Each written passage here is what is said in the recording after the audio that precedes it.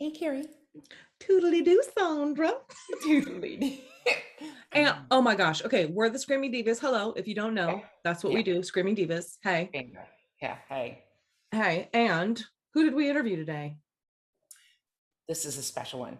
This is a special one because this gentleman was our very first interview, but in a different capacity. So it Totally. is, Alexander Neef. cheers. Cheers.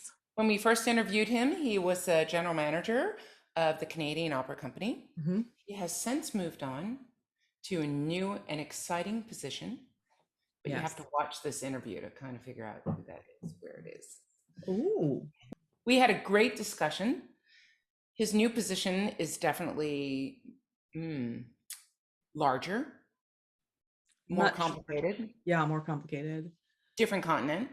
And how cool is it to talk to him when the pandemic, we were just really, truly within the first month and a half of it, I think, and everything was shut down. And then to talk to him now and how, yes, we're still in the middle of all of it, but how opera companies and digital content and all that stuff is moving forward. And this whole other part of his job, when we asked him, one of the rapid fires was about, what do you know too much about? And it was, he knows about sanitary items. I mean, like, people keeping people safe, The so things we never knew we would learn. But there absolutely, you who go. knew? This is what we have to do to get on stage and sing with an audience. I mean, I think we'd all jump through 100,000 hoops to be able to do that. So he's figured it out, and they're working and they're doing it, and it was so fun to reconnect with him, especially to talk about this new position Yeah, and how he's making it work.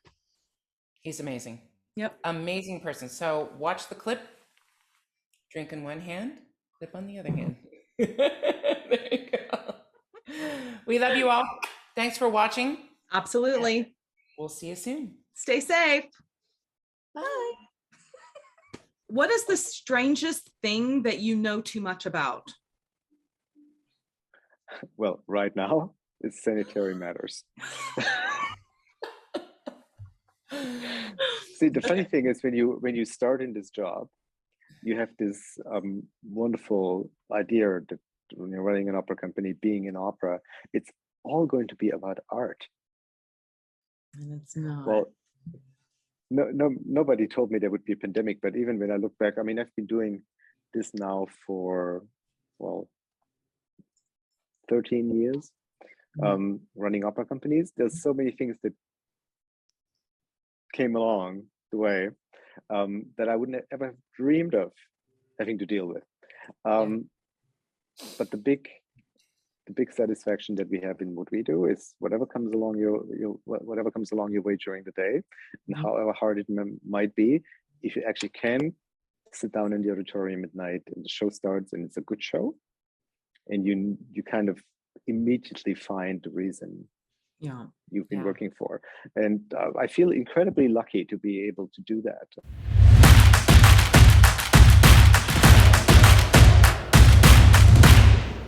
Hey! Hello. Here we are. Yes, you are our original guest. Did you know that?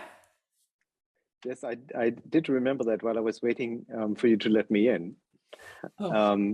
Cheers. And it feels a little bit like being in this infinity loop, because I think where we started, which was I think in March 2020. Yes. It's still here. I know. Gun sales have to be up high. I mean, that's all I'm going to say. Like, shoot me now. Sandra. Well, at least I know. Oh, I've had a week and a half, so we're not even going to go into that. But how are you, honestly? Like, I mean, that's a horrible question to ask these days, isn't it? when I arrived in the office this morning, and see, the good news part is we're open. Yes. We're performing. Yes. We have full houses. And with everything that I say, you kind of have to touch wood at the same time. When I arrived this morning, I came up in the elevator with a couple of members of the chorus, and they asked me, "How are you doing today?" And it was, 9:30 or so. So I said, right up to now, it's fine. But in the current situation, I take it really not even day by day anymore. It's more like hour by hour. Absolutely. Yeah. Well, you just don't know what country is going to close next, what opera house is going to have to close, what boy, and I really thought we were turning that corner just about a month ago. And Yes, we were all in that trajectory of thinking like, okay, it's just going to get better slowly. Yes. yeah. And it's somehow better, but not entirely. And there's certainly a lot of uncertainty. And I think what we've learned about this virus over the last 18 months is like you're on a, what do you call that? Like on a carousel ride. Yeah. Merry-go-round. Merry-go-round, yes. And but it doesn't stop. Right? You kind of just like, It's like, doing this all the can time. I get off now? Can I please Yeah. get off now? I think we would all like to get off, yes. So Paris now, France. We read yesterday that France has gone into, I don't know, level 4, whatever. They keep changing all these. What does that mean for the Paris Opera now? Anything? Any changes? I think we don't have those levels. They're made for us outside the country by other people. Okay. Funny. That's interesting. Okay. So you're still the same today as yesterday as like our operational reality hasn't really changed since we started rehearsals again after the summer break. Now we're just rehearsing and performing all the same way, but it's a lot of mask wearing. It's a lot of testing. Well, just essentially what you try to do, you protect the outcome as much as you can, and try to everything that is rehearsal and preparation. You try to make it as safe and secure as possible. Internally, we've had a couple of changes again. We're kind of going back to where we used to be a couple of months ago. Like we don't do big meetings anymore in person. Okay. Right now, I think the rule now is like no more than 6 people in the same large meeting room. So I just had to figure out how Teams works again. Yes. I know that well. How do we do the teams? Yes, I understand that. Okay, tell me this. I found this so exciting. You guys started, and I think it was an interview you were talking about that you have had over, and probably more now, over 700,000 views on your online streaming service that you started because of the pandemic.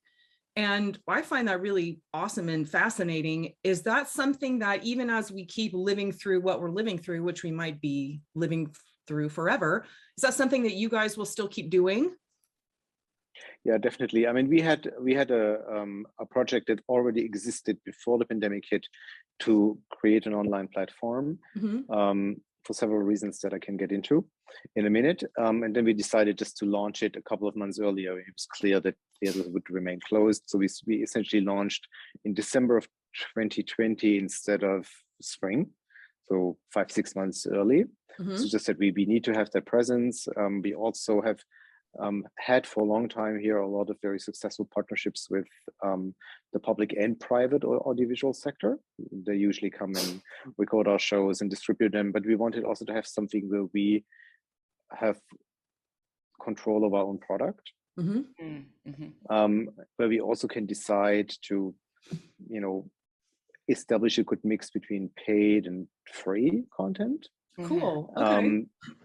And really offer a large variety, really from the big main stage opera or ballet, right to some of the activities of our academy, the young artists, some of their recitals, but also documentaries that we do around our production. So a really large variety of product that's thought as complementary to what we already do with our audiovisual partners.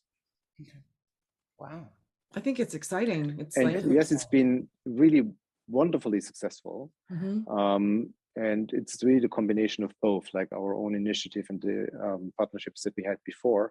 I think Aida, Sandra, when that was live on Arte, it had like, I don't know, 300,000 people watching the live. Amazing. And then, it stayed up for a little while. So it's incredibly impressive. and you do that like in multiples of a full house, Mhm. it's really very impressive. We had, Gustavo's inaugural concert, which we also broadcast live and free on our own platform and on Mezzo Medici, and it had 160,000 and counting, right? Wow. And I think it's very important. I mean, it's important for two reasons, right? We obviously want to bring people into the house and have them enjoy the live experience. But there's so many people who are too far or who, right, in the current situation, it's just too difficult for them to travel. Yeah. You never know which country you might get stuck in next. Exactly. Right. So, Yes. and it's going to be around to stay. I mean, before the pandemic hit, we were pretty much in a situation we had reached the maximum physical capacity in terms of number of performances that we could put on in our two theaters, but also next to like full attendance. So in terms of audience growth, physical audience growth would have been very difficult. So to do that virtually is very appealing. Of course, now with the pandemic, we're not really in a situation where everything's like full and sold out completely. So we have to get back to that pre-crisis level of full physical attendance. But that's the true audience growth in the end will be, I think, in the virtual and in digital. So are you? And I'm quite excited about that. Yeah. Yeah. Are you at 100% possibility capacity now, or are you? Okay. You can fill the house at 100%. Yeah. With mandatory masks for everybody in the auditorium, and we have the sanitary pass, which means you have to prove that you're vaccinated, that you've recently recovered, or that you're tested and it's not tested less than 24 hours ago. Oh, okay. So I'm sorry to interrupt, but we have to kind of rewind a little bit here for our viewers, Alexander, because you're in a different office than the last time our viewers saw you. And well, the last time we spoke, I was in no office. I was in my kitchen. Yes, you were.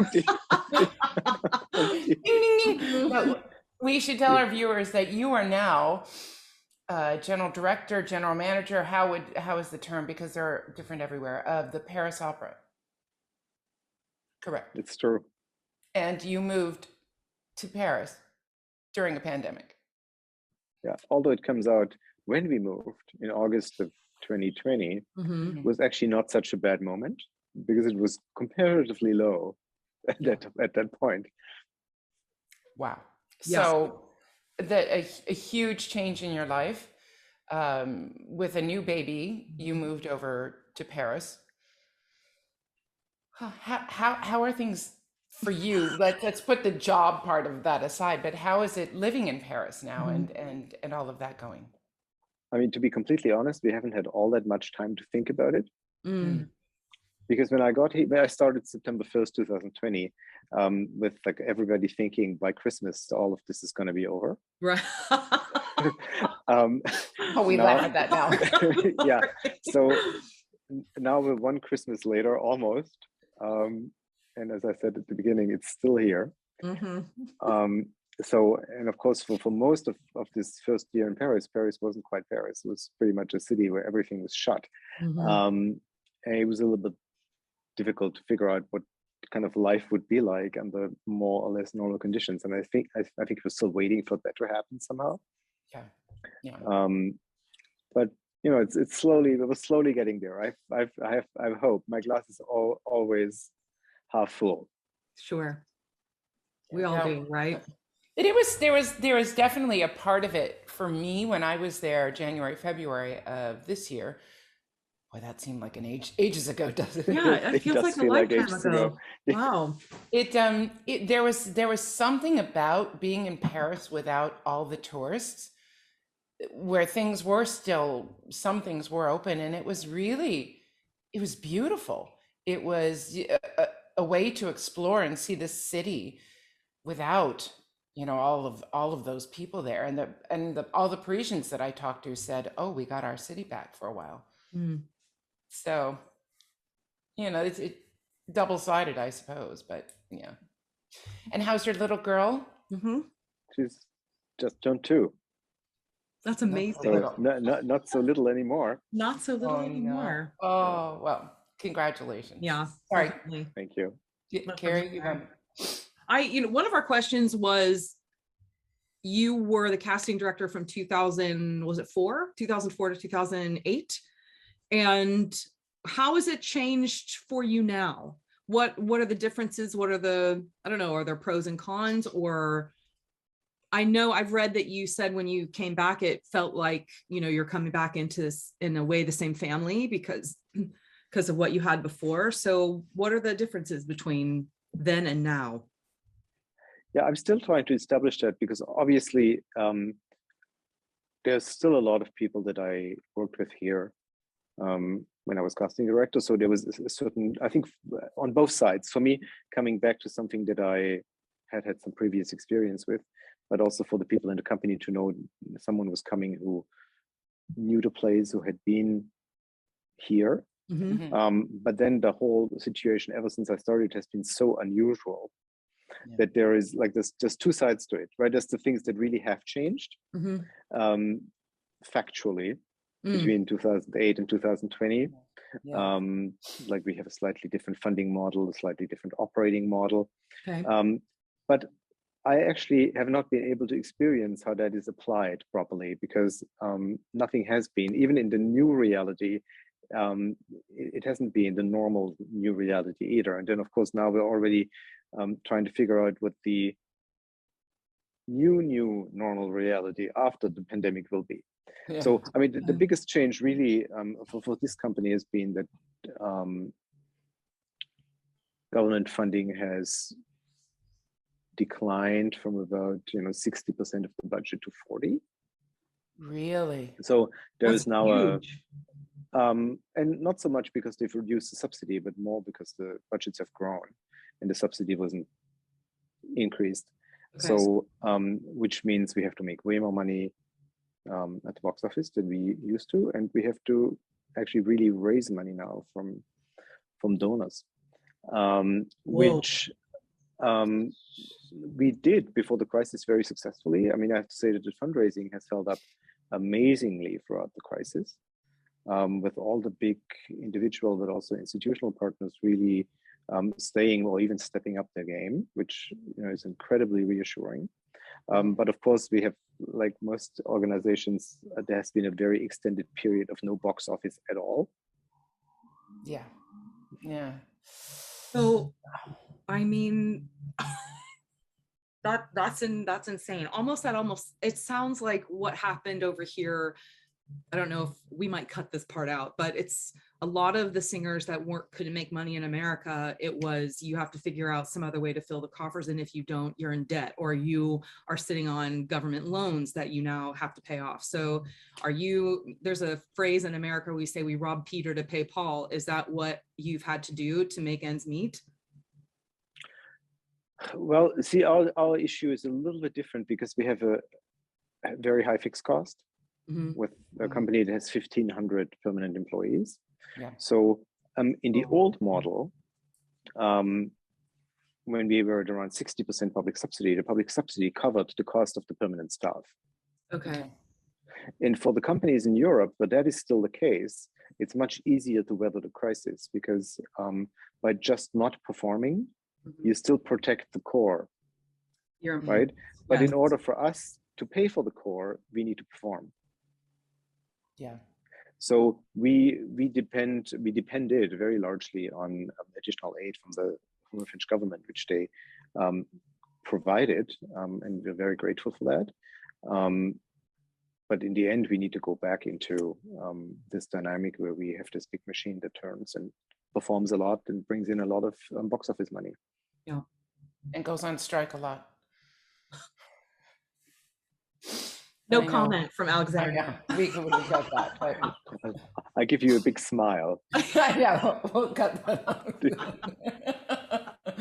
I know it's it is the Paris Opera is a very unique machine because you are one of the few opera houses in the world who also has a ballet corps as well, right? Yeah, and a big one, a wonderful one and a big one. Yes. And the Garnier, if I am correct, is going to go under renovation soon. The Palais Garnier. Well, see, the Garnier is like a medieval cathedral, Yes. right? There's always something that's been renovated, and when you've done the tour of the building, you start again. Okay. So there's always something. But Garnier will be 150 years old in a couple of years. So, I know, it's amazing. and it's the most magnificent of buildings. When I was last there for the celebration that we had, the concert that we had, I remember standing in one of the rehearsal rooms with these wood parquet floors, and all I thought was, I wonder if some of the people still working in the building, if their parents or grandparents had laid these floors, because they were the original floors. And you think the history in that building and the Degas painting, you know, of the ballerina, and it's just, you walk through it and it's like an art gallery, a museum, and it's really spectacular. So you also run that theater. It's the greatest privilege. It is, and it's unique because I think, if correct me if I'm wrong, the Royal Opera House in London is one of the only other opera houses, big opera houses, that also has a ballet company. Well, I mean, see, there's the Bolshoi and the Mariinsky. Yeah. And there's quite a lot of companies in the German-speaking sphere who have ballet companies attached to them. What's unusual here is that the ballet really takes almost as much room as the opera. Yeah. But we have a company of 154 dancers. So there's some really great big things that you can do. Yeah. Amazing. And a lot of performances too. No, sorry. No, go ahead. What about, there was talk about now a third theater being added in Paris. Is that on hold or is that moving forward? Well, it's been put on hold recently, because the thing is that the volume of the theaters here, actually, it's just behind my office. It was part of the original Bastille project in 1989, but was left as an empty, concrete space that was never outfitted. And that's still what it is today. So we haven't won or lost anything. Okay. But because of the massive aid that we did receive from the French government, it didn't seem quite appropriate to push for yet another hall to fill. Sure. Yeah. But, possibilities for sure. Wow. Can we talk about something that I read and I wanted to see if this was true? Are you going to build something that's similar to what the Canadian Opera Company had, which was a young artist program? Are you going to build that next year in Paris? Oh, we already have a young artist program and have had one for a long time. Yes. No, what you're talking about is not necessarily according to the German model, but some kind of an ensemble of not singers in training, but professional singers who would spend a couple of years with the company on multiple assignments per year and on a monthly paycheck rather than on a per show contract. We're exploring that quite seriously at the moment, and the thought was really coming from the economically precarious situation of a lot of singers for this period. And I think a lot of people have changed their attitude towards being in one place a lot. Yeah. Right? We were kind of in the opposite dynamic before that. It's like I go from one contract to the other, and it's true, if you're a successful freelance singer, it can be not only very satisfying career artistically, but also economically. But I think in these rather turbulent times, I was actually quite surprised when we started talking about this publicly, that quite a few established artists knocked on our door and said, if you're really doing this, I'll do it. Yeah. Do not forget about us. It's people who have families, who maybe some of them have younger children, and it's like the idea of being based somewhere, at least for the majority of the year, is way more appealing to us in 2021 than it was in 2019. Absolutely. Because then you have a balance between work life and personal life, which most of us that do freelance, it's extremely difficult to have that kind of balance, especially when you add children into the mix of it. So I understand that. And Are you thinking of having then more training for them, like a voice teacher and more coaching and acting and all of that as well, kind of expanding the program? Well, it's not going to be the same program, right? Yeah. The Young Artist program is the Young Artist program, and if something like an ensemble happens, it will be a completely different entity. Mhm. And of course, members of the Young Artist program could graduate into the ensemble, but not automatically. You know, because the way all recruitments for the artistic collectives work here, it's usually a concours, a competition. So you probably have to set up some similar thing. It wouldn't just simply be me picking who I want to. We would have to be have a more transparent process. Yeah. Around all of that, which I'm fine with, because it kind of legitimizes your choices in a way.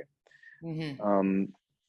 But yes, the idea is if you have people who are there, who are resident, of course, one of the biggest advantages of a German ensemble theater is always that you can give role assignments and have them prepared in-house with the in-house staff 2-3 years before they actually happen. So you can accompany an artist in a way that's very different from people who just arrive at the beginning of each contract, right? And have to take care of themselves of coaching a role and preparing it.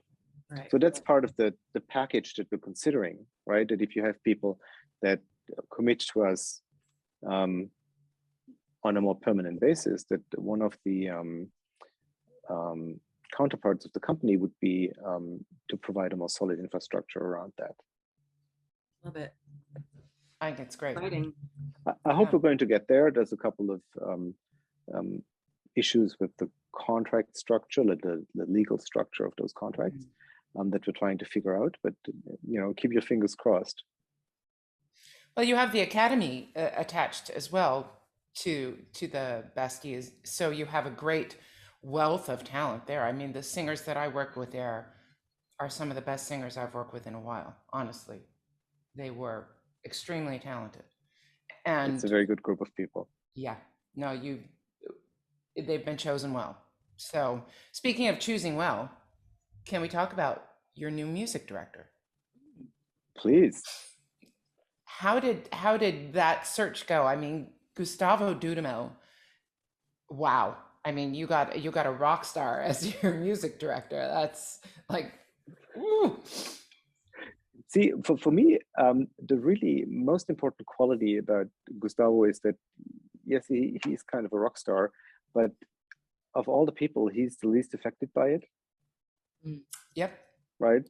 It's the most unpretentious, down to earth, hard worker situation. And he just opened his first opera as music director, the new production of Turandot, a couple of days ago, actually. And it was really so nice to see how he's already embraced by the company and by the audience. Quite thrilling. I mean, the way it all came together was really quite simple, like all good things. I didn't have a music director as part of my project for the opera because I knew that Philipp Jordan was going to leave. He had already announced he'd be leaving before I was appointed, that he would go to Vienna, and he had been there for a very long time, 12 years. Yeah. So I thought, if I get the job, I'm not going to put forward a name without having checked with the people there, right? And starting with Philippe, because if you are in that kind of position for such a long time, you kind of know the orchestra really well. Yes. You also know the guest conductors that have come through really well. You know what works with the orchestra, what the orchestra needs.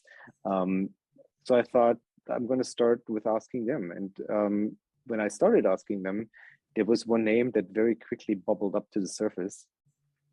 Yep. Okay. Because Gustavo had been there once conducting a new production of Bohème in 2017. Okay. And so I thought, hey, you can, there's nothing I'm going to lose by asking. Yeah.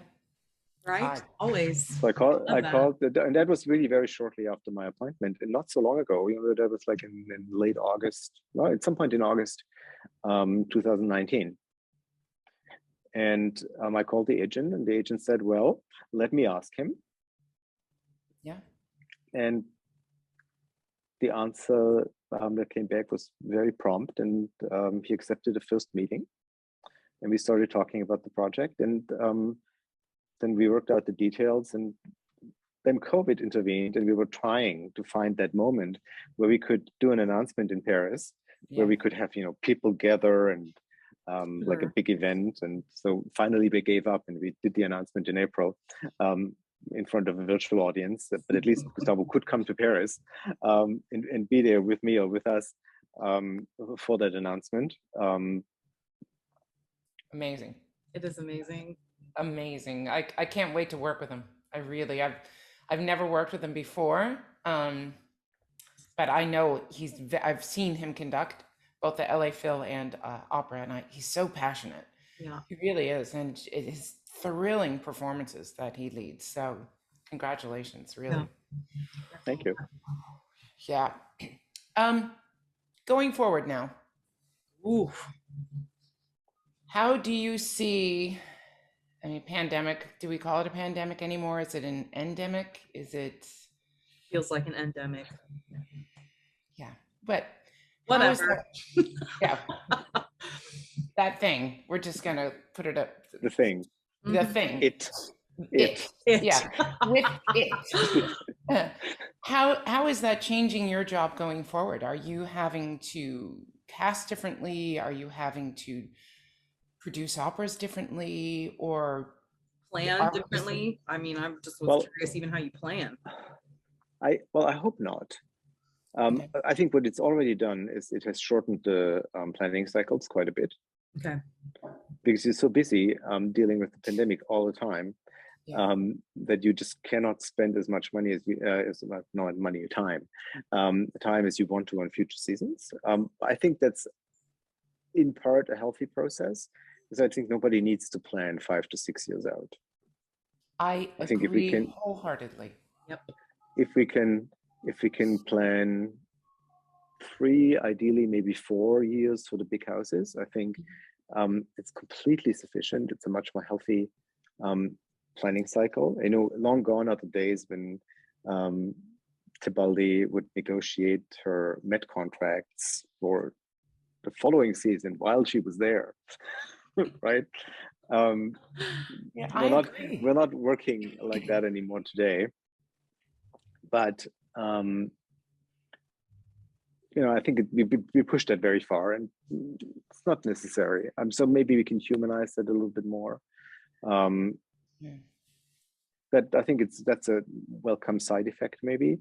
In the end, I think I don't really want to change all that many things. Okay. Right.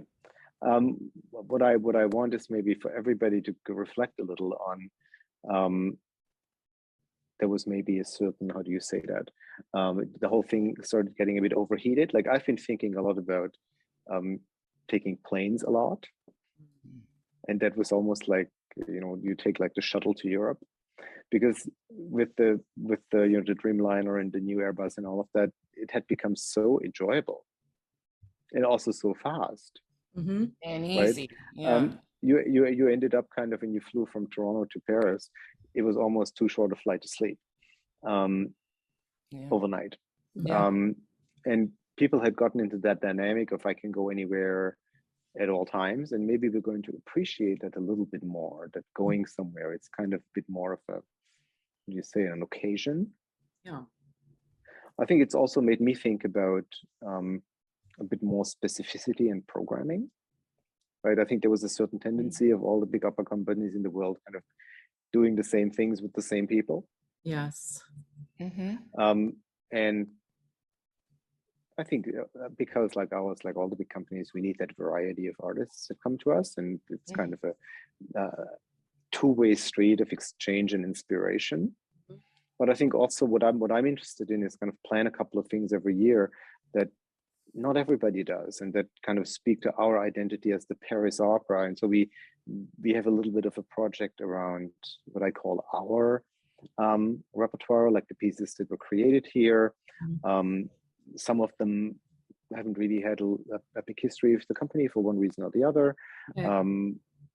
But to kind of put that back into focus a little and say one piece every season is going to be drawn from that rich repertoire that we have. That's almost 400 years of history. Like there's a lot to be found, and the other, slightly larger consideration, a certain focus on French repertoire since we're in Paris, and and I think that is a help. I think it resonates with the company to say there's actually pieces that we own, and we want to own them again, right? We opened with Enesco's Oedipe, which was created in Paris and had never ever been produced by the opera again after this first world premiere run. And I think people were really surprised to discover that piece, and French singers too.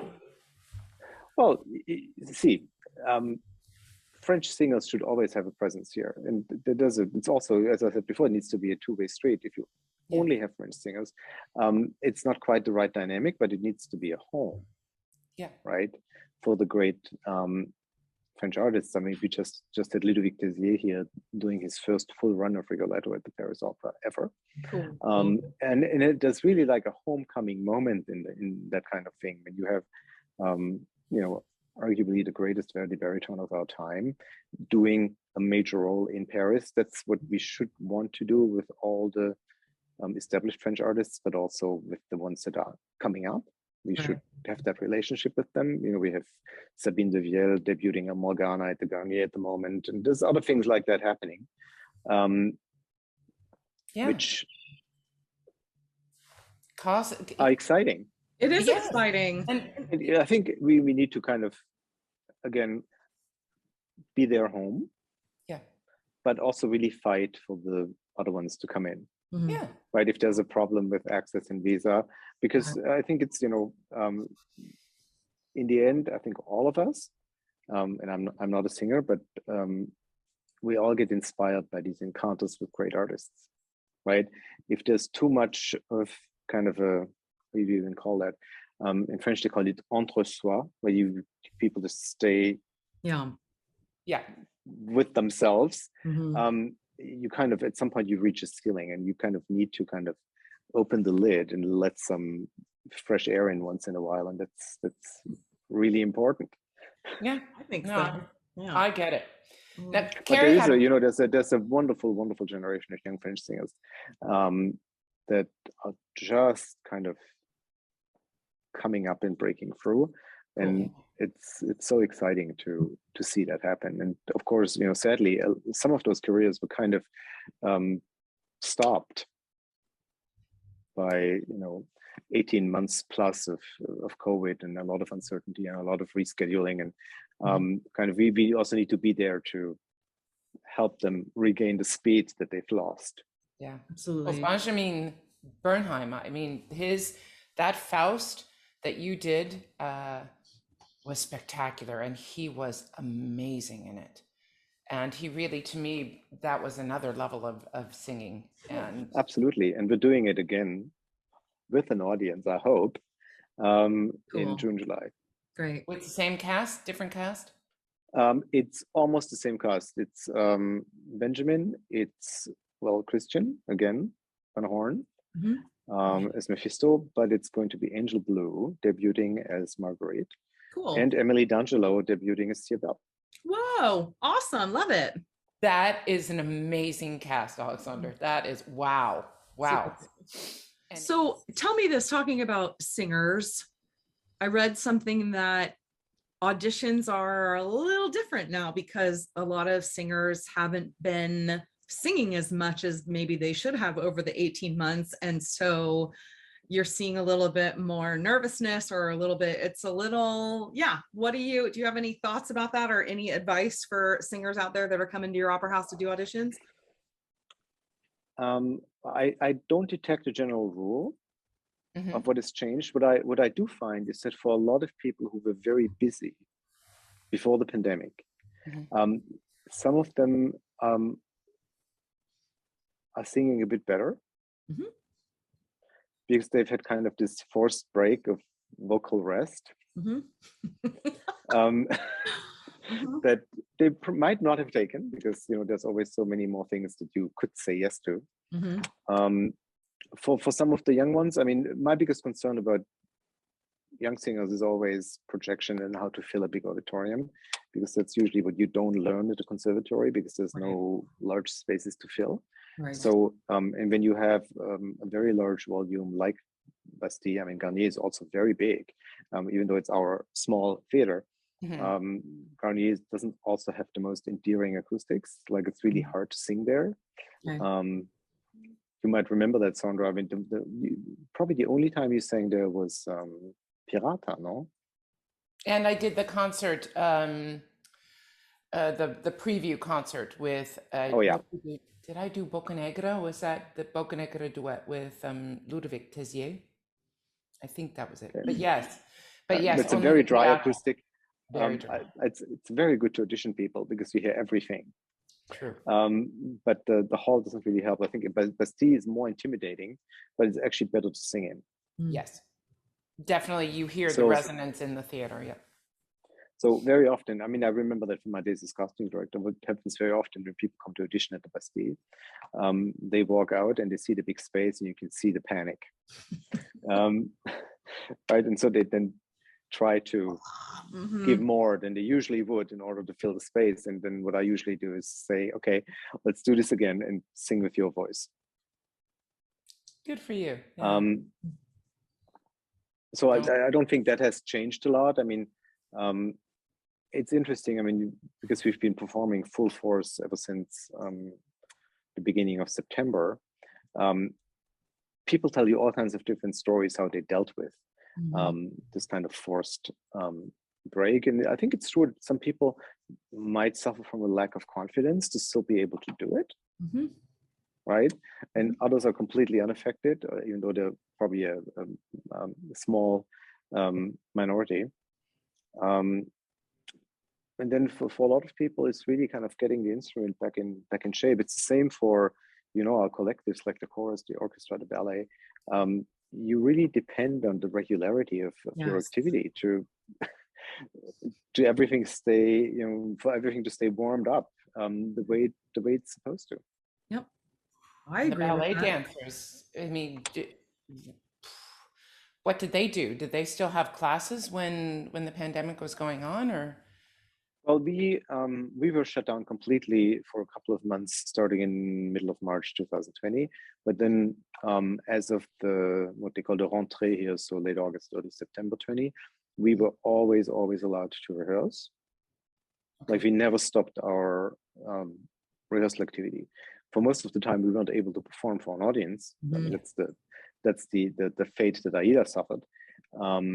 But we were able to do the rehearsal process, create the productions, record them, broadcast them. And that was very important. Yeah, for dancers, I think you have to keep training. Singers as well, but I think your body. Orchestra too, with the orchestra doesn't play together. So we always try to find these moments last season for them to have a moment that was important. Like, recording The Ring with Philippe, or we did a really wonderful concert with Pavo Järvi, which is a conductor they had never worked with before, but kind of some moments to look forward to. Yeah. Carrie has a very important question to ask about being in Paris. He kind of already answered this by not being able to do too much, but I seriously wanted to know, how much are you enjoying the culinary experience that Paris is, and if your pants are getting a little tight because of that? No, okay, this is a really it's a very important subject. Okay. It is. And it's fascinating because in my 15 or so months here, I've actually lost weight, and it's not for the lack of eating. I think it's eating better. I mean, there's something about North American food and the way it's treated. Yes. because I have this very simple principle. It's suits don't lie, right? Yes. Mhm. No, and And walking too. You walk everywhere. yeah, I think it's a combination of both. I made a very conscious decision to not just drive everywhere. I do take the metro, and the advantage of the metro is you always have to walk a little. Mhm. And it's the couple of steps every day, I think, that keep me in much, much better shape than I've been in a long time, actually. So the suit that I'm wearing here, I think when I put it back on a couple of weeks ago, I hadn't worn it in a year and a half or so. There So you go. it's kind of the little proud moments that one has right in the middle of a pandemic. Yeah, I lost weight during the pandemic too. It's Carrie has as well. I think it was a great time for us to just take care of ourselves a little bit. Well, let's be honest though, like the first part of the pandemic, I think everybody just went up. It was like everybody was drinking and everybody Not Alexander. having a good Not time. And I mean, we have video proof of all of that alcohol consumption. So that happened. But then I think everybody was like, I don't feel so great. We need to fix this. We need to move. So yeah, then it all came back Yeah. off. I have to say, what kind of didn't work in my favor also is because I arrived here so quickly. I still was running the COC remotely for quite a few months before Right. my successor parent came in. Mhm. And I also kept doing Santa Fe for a little while because there was also a very sudden departure from there. So I suffered from a lack, and didn't suffer from a lack of not being busy enough for the first 2 months here. Now I'm only with one job, and that's really just wonderful. Perfect. Yay. Well, congratulations on that new job. Absolutely. And thanks for joining us again. Yeah, really. The We wanted shenanigans. you know that we like to do rapid fire if you have a few more minutes. Okay. Yeah. Shall I start? Go for it. What opera best describes yourself? Oh, Oh. see, I've never thought about that. I don't know. I never thought of myself as an operatic character. So I should maybe give you the question back to you. Tosca. Yes. No. What in your opinion, what opera describes me best in your opinion? Ooh. That's not fair. That's not fair to lob that back at us. Definitely not Scarpia. We'll put it that way. Mm-hmm. No, I would say someone like. Thank you for that. Yeah. Figaro, maybe. I like Figaro. It's one of my favorite operas, and we just started rehearsal for a new production 2 days ago. Cool. Yeah, Figaro, because everybody loves you, and you keep things moving. That's what I would say. Carrie, you? Yeah, no, I'd agree with that. I don't know. I kind of feel like I need to have a think about that and then come back. I feel like there's a combination of characters, not just one. That's true. That's true. Okay, I accept. I will await your verdict. Okay. All right, no problem. It's coming your way soon. What is the strangest thing that you know too much about? Well, right now it's sanitary matters. See, the funny thing is when you start in this job, you have this wonderful idea that when you're running an opera company, being in opera, it's all going to be about art. And it's not. Well, nobody told me there would be a pandemic, but even when I look back, I mean, I've been doing this now for 13 years, running opera companies. There's so many things that came along the way that I wouldn't have ever dreamed of having to deal with. But the big satisfaction that we have in what we do is whatever comes along your way during the day, and however hard it might be, if you actually can sit down in the auditorium at night and the show starts and it's a good show, and you kind of immediately find the reason you've been working for. And I feel incredibly lucky to be able to do that. I mean, not everybody does, right? I think it's a real privilege to have that possibility to get, satisfaction, gratitude out of the work we do with our resident and invited artists. And I was at actually, it was quite a beautiful moment. We're doing a revival of Alcina at the Garnier at the moment. And it's a lot of role duties. Janine de Beek debuting as Alcina, Sabine de Viel debuting as Morgana. It's Robert Carson's production that was new for Renee and Susan Graham. Wow. A few years ago. And so we do this revival, and I sit in the opening and I felt like this was like the greatest thing, because it was so therapeutic to spend like, 3 hours and 45 minutes with Handel's music and go for the journey of those characters. And I came home and I said to my wife, this was like really almost like healing tonight. To just, and it's not even kind of shutting out reality, but just feeling helping us heal from what we're suffering from, and again finding that purpose. Absolutely. That's what music should do, I think. And that's still happening, and that's still working. I felt so grateful and so privileged to be able to witness that. I love that. And your job, there's no young artist programs to train you to run an opera house. There's no manual that comes with running an opera house. I confirm it's really learning by doing. You what? I confirm it's really learning by doing.